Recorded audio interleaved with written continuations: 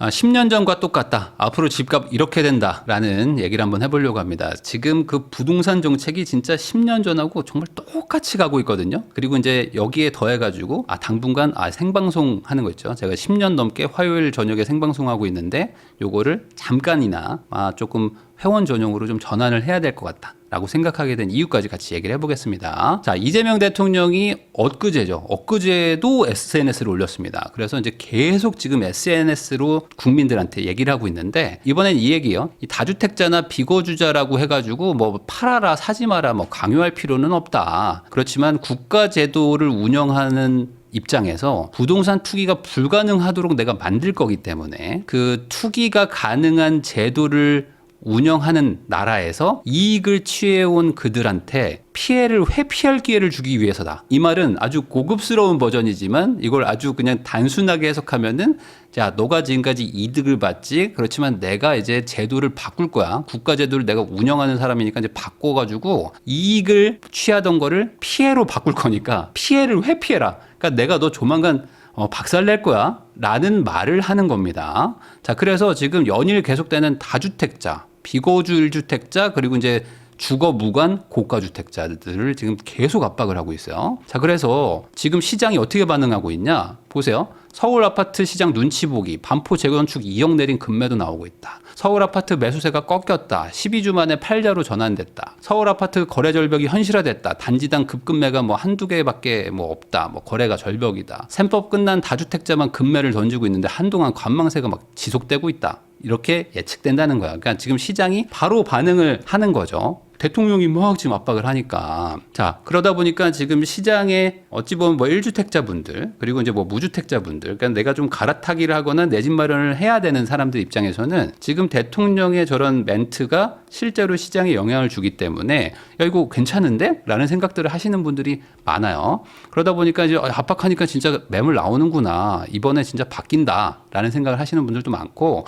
그러면 이번에 좀 집을 사면 좋을 텐데 아니다. 야, 이거 더 빠질 것 같아. 야, 5월 9일 지나봐라. 그럼 더 빠진다. 대통령 지금 이거 큰맘 먹었다. 이제 5월 9일 이후로도 더 떨어뜨릴 거기 때문에 안 사야 된다. 라고 말하시는 분들도 지금 많아요. 실제 이런 댓글들이 엄청나게 많이 달리고 있습니다. 그러다 보니까 뭐 저도 그렇고 뭐 이제 어떤 투자를 해봤던 분들이 약간 요즘에 얘기하는 게 뭐냐면, 이게 5월 9일까지가 데드라인이니까 지금 이제 급매 같은 게 나오는 거고, 일종의 약간 좀 그 심약한 분들, 심약자 매물이 나오는 거지.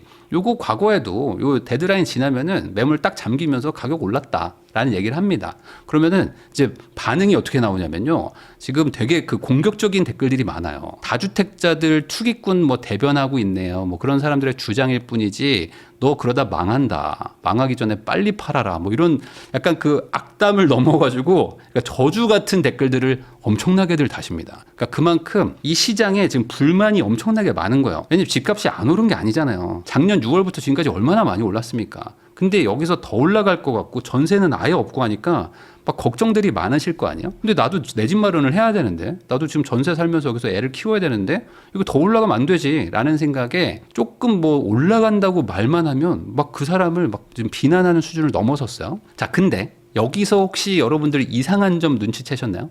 제가 약간의 트릭을 넣었는데 여러분들 눈치 못 채신 분들이 대부분일 거고, 몇 명은 방금 기사를 보면서 이거 뭐야? 라는 생각을 하셨을 겁니다. 뭐냐면 이거 보세요. 서울 아파트 거래 절벽 현실화, 단지당 급급매 한두 건이다 라고 하는데 이 기사 내용을 보면요. 서초구 잠원동에, 반포라고 생각하시면 됩니다. 반포에 112제곱이니까 뭐 40평도 넘는 아주 큰 대형 평수가 시세보다 5천만 원 낮춘 11억 5천만 원의 매물이 나왔다는 거예요. 급매가. 아니 요즘 반포 아파트가 뭐 평당 막 1억 2억을 하는데 거의 40평 50평대 아파트가 11억이 말이 됩니까? 이게 뭐지? 여러분들 여기서 이상하시죠? 사실 이 기사는 2017년 거를 제가 가져온 겁니다. 이게 제가 뭐 일종의 트릭이라고 아까 말씀드렸잖아요. 지금 기사인 것 같죠? 근데 이게 정확하게 한 10년 됐죠? 2017년 파리 부동산 대책 딱 나오고 나서 제가 기사들을 가져왔습니다. 근데 지금하고 똑같지 않나요? 자, 2017년하고 2026년하고 지금 너무나 똑같은 평행 이론으로 가고 있습니다. 기사가 그냥 반복됐어. 약간 그 백투 더 퓨처도 아니고 그냥 옛날로 돌아가서 기사가 똑같이 나오고 있습니다. 왜 그럴까? 지금 정책이 똑같이 가서 그렇습니다. 2017년 파리 부동산 대책이 딱 나오면서 그때 문재인 정부 이제 막 당선된 지 3개월 차입니다. 3개월 차에 지지율도 80%가 넘었어요. 그리고 그때 이제 탄핵 이후에 또 당선된 대통령이기 때문에 기대감도 엄청 높았죠. 뭔가 해줄 거야. 막 이런 생각들을 국민들이 많이 했습니다. 그때 나왔던 대책이 파리 부동산 대책입니다. 이거를 다 외웠어요. 사람들이 딴 건 몰라도 파리 부동산 대책은 알아. 82 부동산 대책. 뭐 입에 붙어 설지 모르겠지만 실수요 보호와 단기 투기 수요 억제를 통한 주택시장 안정화 방안이라는 게 나왔습니다. 이 결과는 여러분들도 모두 알죠. 자, 이게 어떤 대책이었냐면요. 한번 보세요. 지금하고 되게 비슷합니다. 서울 25개구, 과천, 세종 투기과열지구로 지정을 합니다.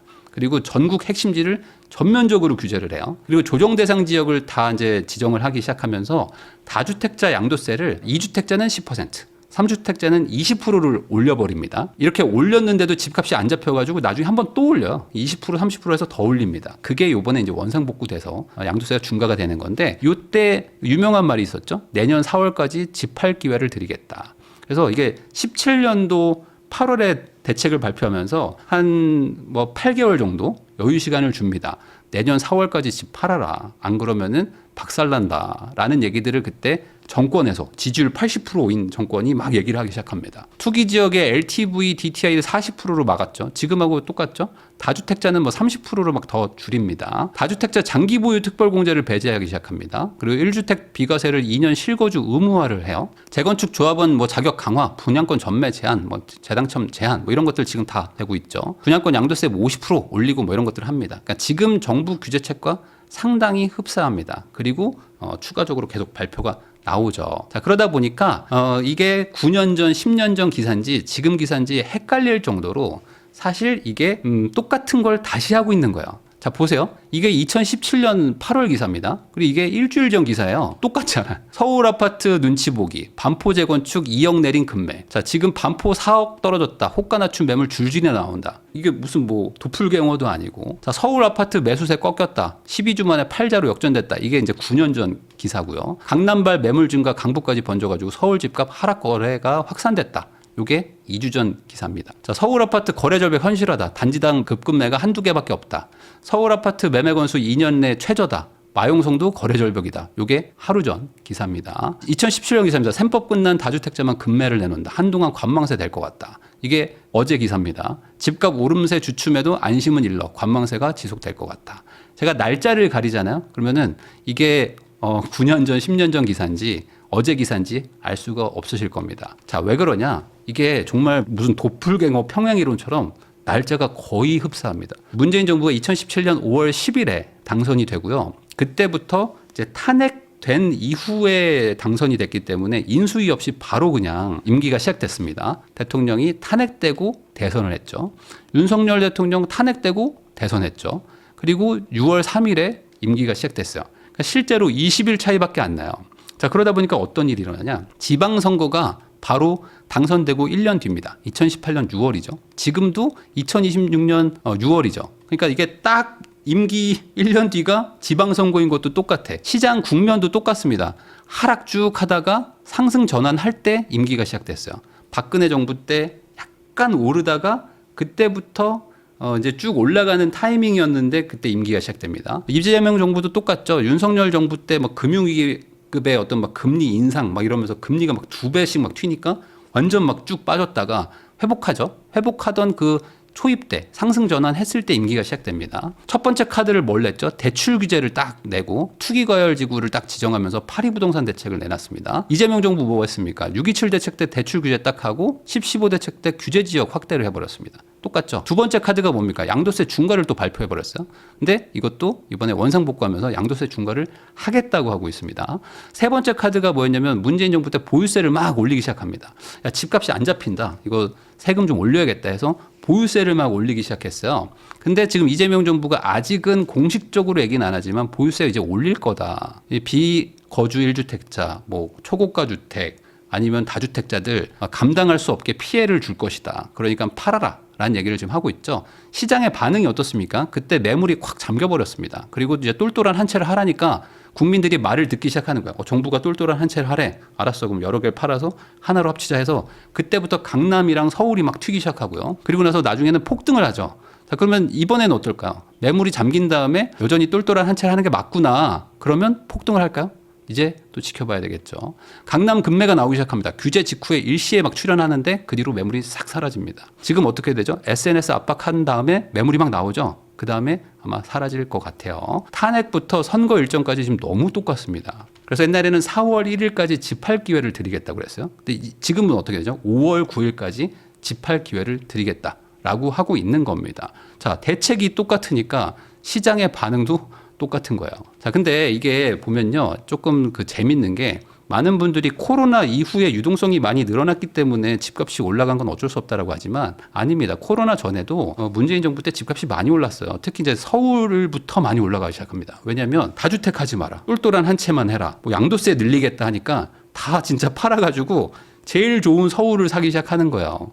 그러니까 지방에 있는 분들도 팔아서 서울 사고 경기도에 있는 분들도 팔아서 서울 사고 하니까 보세요. 서울만 올라가잖아. 서울만 올라갑니다. 경기도 뭐 수도권 광역시 다 그냥 옆으로 횡보해요. 그리고 나서 한번 축 튀어서 오르고 나서 또 정책 나오고 하니까 중간중간 횡보도 하고 하락도 하고 뭐 이렇게 합니다. 하다가 안 되나 보다 해서 다시 또 올라가고 또 뭐 하락하고 이러면서 마지막에 유동성으로 올라갔던 거예요. 이게 과거를 겪어본 사람하고 처음 겪는 사람의 차이는 분명히 있을 거예요. 왜냐면 이게 벌써 한 8, 9년 전 얘기다 보니까 지금 30대 아니면 뭐 40대 초반 중반이어도 부동산에 관심이 없으시면은 이게 옛날에 뭐 그런 일이 있었나? 잘 모르잖아요. 근데 이게 사실 겪어본 분들이거나 고관심자들은 이게 같은 정책을 또 하네? 그러면 잠깐만 그때도 그런 결과가 나왔는데 이번에도 또 똑같은 결과 나오는 거 아니야? 라는 생각을 하게 되는 거죠. 자, 거기다가 지금 과거보다 더 안 좋습니다. 문재인 정부 5년간 서울 아파트 공급량을 보면요. 물론 이제 적정 수요를 채우진 못했지만 그래도 여기 좀 빈칸이 있지만 그래도 조금 공급이 있었습니다. 근데 지금은요. 윤석열 정부, 문재인 정부 둘 다 공급을 못 해가지고 이재명 정부는 진짜 억울할 수 있어요. 임기 지금 1년도 안 됐는데 공급이 아예 없어요. 이제는. 그러니까 앞단에서 아무도 안 했어. 공급을. 그러니까 내가 지금 당장 정권은 잡았는데 뭐 아파트를 뭐 지금 당장 찍어서 낼 수도 있는 것도 아니고 어떡하라는 거야? 라는 되게 막막한 상황에 빠진 거죠. 그러니까 상황이 오히려 더 안 좋습니다. 근데 여기서 지금 어떻게 돼요? 전세가 지금 바로 반응을 하고 있잖아요. 그러니까 이제 신축도 없고 뭔가 지금 돌아가는 거 보니까 이제 똘똘한 한 채를 계속 강조를 하고 그리고 실거주를 막 하라고 하니까 현실적으로 이제 전세나 월세를 살아야지라고 생각했던 분들은 전월세를 구하기가 힘든 거예요. 내가 원하는 동네에 구하기가 너무 어려워요. 그래서 지금 뭐 3,000세대인데 전세가 뭐 2개 있다 뭐 이런 얘기들 계속 나오잖아요. 이거 어떻게 돼? 지금 전세 수급 지수라는 게 있습니다. 100이 기준인데 100에서 200까지 수치입니다. 0에서 100, 200인데 200에 가까우면 극도의 전세 대란이라고 보시면 됩니다. 근데 지금 26년 2월에 KB 부동산 수치인데 강북에 14개 구가 있습니다. 강남에도 11개 구인가요? 있는데 강북이 지금 조금 더 높아요. 강남에 그래도 조금 공급이 있었어가지고 182를 찍습니다. 이게 지금 전세 대란 수준이거든요. 이게 어떤 수준이냐? 2020년 8월 임대차 3법 때가 182입니다. 지금 임대차 3법 때 그 난리 났던 전세 수급 지수가 지금 왔어요. 벌써 왔어. 근데 그때는 금리도 낮았고 뭐 코로나 이후에 뭐 여러 가지 뭐 임대차 3법이랑 이런 게 있어서 182였는데 지금은 그게 없는데도 182예요. 지금 지방도 한 160대고요. 그리고 이제 서울 강남에도 한 170대 정도 됐습니다. 지금 엄청나게 높아요. 2022년, 23년에 금리가 막 팍 올라가면서 전세가 막 폭락했을 때 있죠. 그때가 30, 40입니다. 그러니까 지금 수치가 얼마나 높은지 이해되시죠? 완전 폭락했을 때가 3, 40이고요. 완전 폭등했을 때가 180입니다. 근데 지금 180을 돌파했다.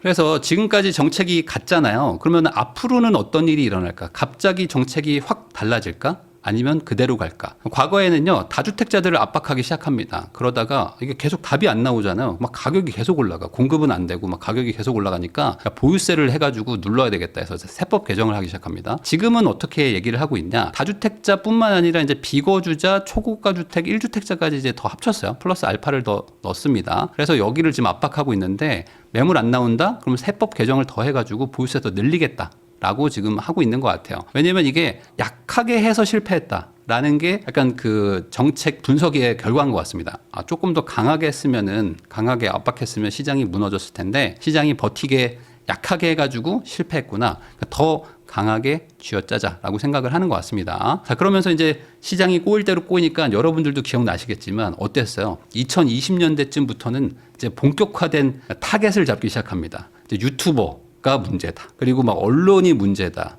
뭐 이제 건설사 카르텔이 있다. 뭐 다주택자들이 다 매점 매석을 했다. 그리고 뭐 무슨 단톡방에서 무슨 뭐 그 뭐죠? 자전거래를 돌린다. 뭐 이런 거를 막 얘기를 하기 시작합니다. 그러면 반대로 얘기하면 정부를 유튜버가 이긴다는 거잖아요. 근데 이게 맞나? 정부의 그 강력한 정책을 유튜버가 이제 영상만 찍으면 이게 집값을 올릴 수 있다면 모르겠네. 그러면은 2022년, 23년엔 왜 빠졌냐 이거죠.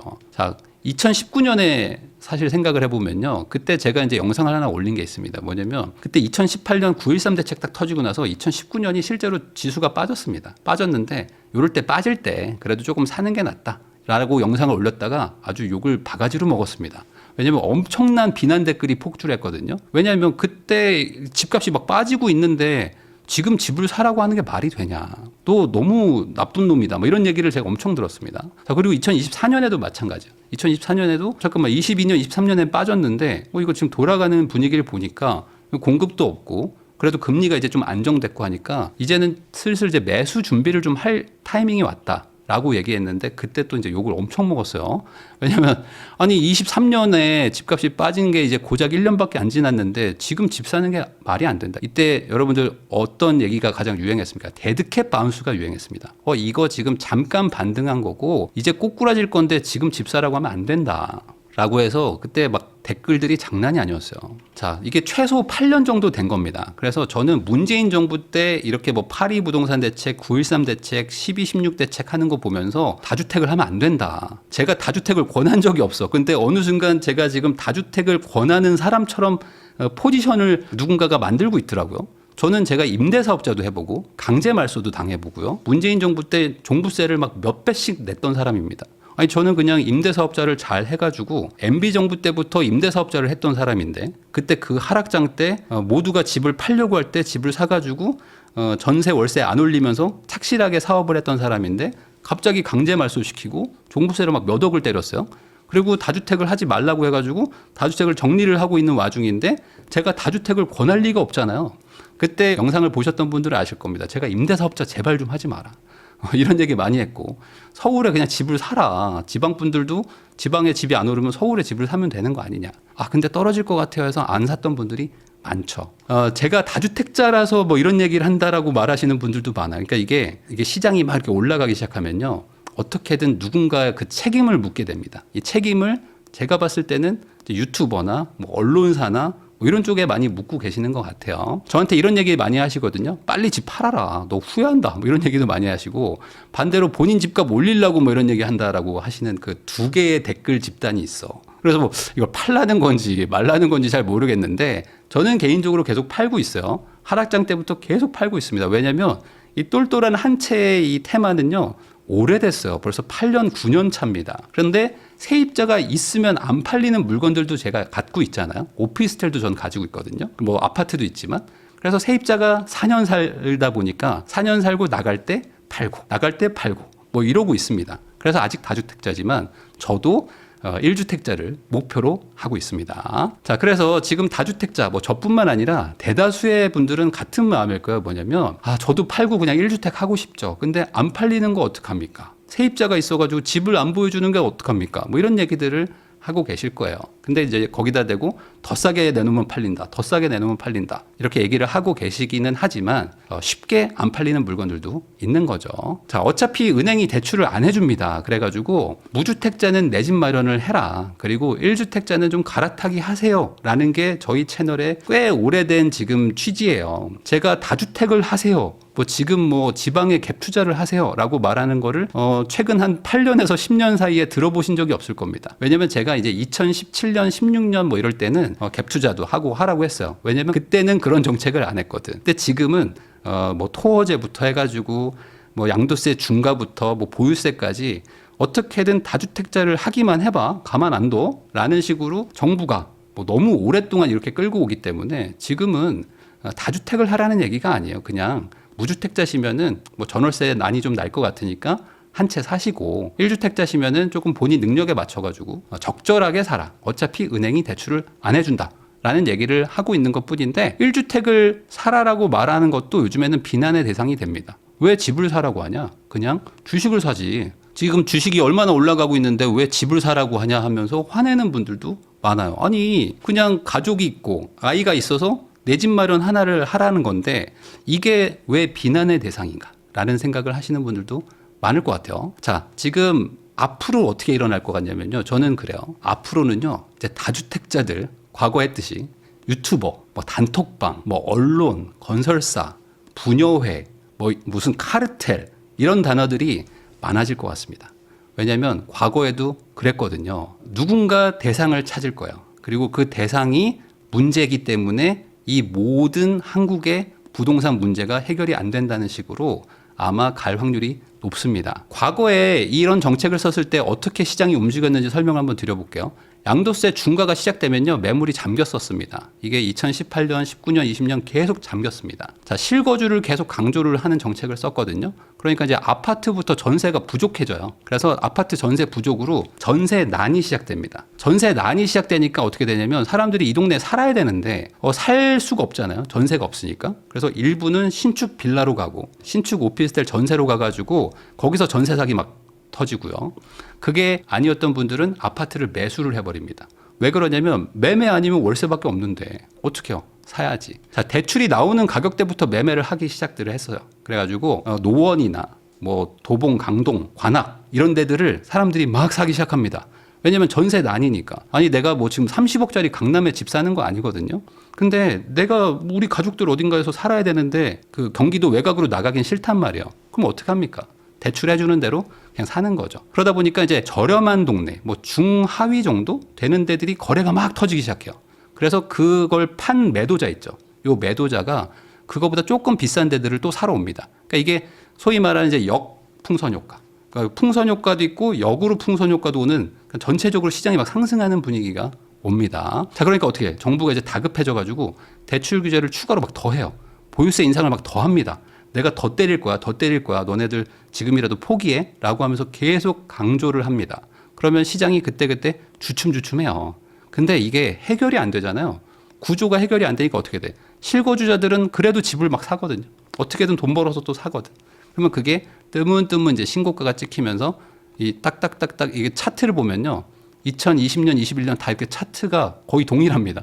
아파트가 뭐 이런 식으로 가. 그러니까 이게 과거의 움직임이었다. 그래서 상승이 예상이 된다면 사실 집을 사라고 주장하는 게 전 맞다고 보거든요. 왜냐면 물론 이건 정답은 없어요. 그러니까 제 말이 정답이고 뭐 제가 예언가라는 게 아니라 제가 봤을 땐 상승이 될 것 같은 구조기 때문에 상승을 할 것 같으니 무주택자나 1주택자는 대출 어차피 은행에서 많이 해주지도 않으니까 받아서 집을 사라. 눈높이 좀 낮춰가지고 신축 전세 살다가 뭐 딴 데 못 간다고 하지 마시고 이번에 그냥 집을 하나 사라. 안 사면 전월세 난을 겪게 될 것이다. 라는 게 이제 저의 전망입니다. 제가 그렇게 보기 때문에 이렇게 말을 하는 건데 이렇게 얘기를 하면 아마 앞으로 대중의 분노가 엄청나게 커질 것 같아. 특히 이제 시장 교란하는 나쁜 유튜버 뭐 이런 식의 이제 포지셔닝을 막 하는 분들이 많거든요. 그러면 이제 하락한다고 하면 착한 유튜버, 상승한다고 하면 나쁜 유튜버 뭐 이렇게 보시는 것 같아요. 제가 이거를 안 겪어본 것도 아니고 과거에 이런 것들을 겪으면서 엄청 고생도 했었는데 이거를 굳이 또 겪을 필요가 있을까라는 생각도 좀 들더라고요. 요즘에 댓글이 어느 정도 수준이냐면 부익남을 감옥을 보내야 된다. 그래야지만 집값이 잡힌다. 이러는 댓글이 엄청나게 많이 달립니다. 여러분들도 한번 생각을 해보세요. 제가 감옥에 가면 집값이 잡힐까? 모르겠어. 근데 이렇게 생각하는 분들이 실제로 막 댓글들을 엄청 달더라고. 제발 세무조사를 해가지고 얘를 좀 망하게 해야 된다라는 댓글들도 엄청나게 많이 달립니다. 저는 세무조사를 안 받았거든요. 그리고 저는 세금을 잘 내고 있는데 그럼에도 불구하고 아마 이렇게 가면요. 타겟팅이 될 것 같아요. 타겟팅이 돼가지고 집값 상승의 원흉 또 고생을 해야 되나? 라는 생각도 좀 듭니다. 지금도 이 정도인데 여기서 더 올라가면요. 전월세 난이 시작되면 어떡하지? 라는 생각도 듭니다. 제가 화요일 저녁 8시에 생방송을 한 지가 지금 이제 11년 차입니다. 11년 차인데 이걸 계속 공개 방송으로 하고 있었어요. 그러니까 어떻게 되냐? 많이 들어올 때는 10,000명도 넘게 들어옵니다. 그래서 제가 뭘 말을 못해. 말을 못해요. 왜냐면 이렇게 라이브에 좀 들어오는 유튜브 채널을 가진 사람이 올라간다고 하니까 왜 얘는 정부에 반하는 얘기를 하냐라고 하면서 감옥을 보내야 된다 하시는 분들이 많은 것 같은데, 그래서 제가 선택하는 거는 굳이 내가 그런 분들하고 싸울 필요는 없을 것 같다. 회원 전용으로 하는 게 맞을 것 같다는 생각이 듭니다. 왜 그러냐면 반대인 의견을 가지고 계신 분들이 공개 방송이니까 들어오기가 쉽단 말이에요. 그러면 괜히 기분이 나쁠 수 있죠. 그리고 반대로 같은 의견이신 분들한테는 제가 그래도 이번 좀 상승장이 좀 올 것 같은데요? 라는 생각에 조언을 하는 역할도 있습니다. 그러니까 이 두 개를 서로 문제 없이 같이 진행하는 방법은 뭘까? 그러면 이거 약간 그 회원분들만 볼 수 있게 라고 하면은 서로 좋지 않을까라는 게 저의 생각이에요. 지금 2026년 6월 3일에 전국 지방 동시선거가 일어납니다. 그러면 그때 이제 지자체 장들을 뽑죠. 그때까지는 최소한 회원 라이브를 하는 게 맞지 않을까 싶어요. 물론 그렇다고 해서 유튜브 업로드를 안 하는 건 아니고 유튜브 업로드는 다 편집해서 다 무료로 올립니다. 그런데 이제 라이브를 너무 많이들 오세요. 그러니까 조금 저도 부담이 돼. 그래서 생방송만 좀 회원 전용으로 하고요. 선거가 끝나고 나면은 당분간 선거도 없고, 그럼 아마 정책들도 조금 지금보다는 덜 나올 겁니다. 덜 나오고, 그리고 이제 그쯤 되면 누가 집값 올렸어? 이런 얘기들을 어느 정도 시장이 좀 하고 난 뒤가 아닐까라는 생각이 듭니다. 회원 전용으로 전환하는 김에 생방송 때 좀 지역 언급 같은 것들도 좀 하고 그러면 오히려 더 낫지 않나? 라는 생각도 들어요. 왜냐면 이게 한 번 하면 8,000명씩 들어오거든. 지금도 7,000명이 들어왔어요. 그러니까 7,000명한테 제가 예를 들어 어느 단지가 별로라 이렇게 얘기를 하면은 난리 날 거 아니에요. 그래서 언급 자체를 안 한 지가 꽤 오래됐는데 그냥 다 좋다라고만 얘기하는데 이왕 적게 들어오는 거 그냥 조금 편하게 얘기할 수 있지 않을까. 그래서 지금 등급이 여러 개가 있는데 불인이 등급이라고 있습니다. 요 불인이 등급이 월 3,000원대 정도 됩니다. 그러니까 커피 한 잔 값 정도인데 사실 이분들한테 특별하게 혜택을 드린 게 없어요. 근데 오히려 잘 된 것 같기도 하고 훨씬 더 이렇게 좀 소박하게 라이브하고 내용을 잘 편집해서 유튜브로 올리면 되지 않을까. 라는 게 이제 저의 생각입니다. 다음 주 생방송부터, 그러니까 26년 3월 10일부터 한 3개월 정도 회원들하고 하는 게 좋지 않을까라는 생각이 저의 이제 우선은 계획이고, 선거 지나고 나면 좀 분위기가 또 달라질 거니까 그때 가서 다시 돌아오면 되지 않을까요? 라는 게 저의 생각인데 여러분들이 어떻게 생각하실지 모르겠습니다. 근데 좀 미리 양해의 말씀을 좀 드린다. 왜냐면 제가 이거 옛날에 다 해봤어. 전 옛날에 이거 30대 때는 그래도 내가 뭔가 이렇게 열심히 말하는 게 도움이 되겠지라고 생각했는데 저도 이제 40대 이제 중반이다 보니까 옛날에 그거 다 했는데 또 하기 좀 힘들다라는 생각도 좀 들더라고요. 제가 영상 잘 편집해가지고 무료로 업로드는 계속 할 테니까 조금 양해를 부탁드리겠습니다.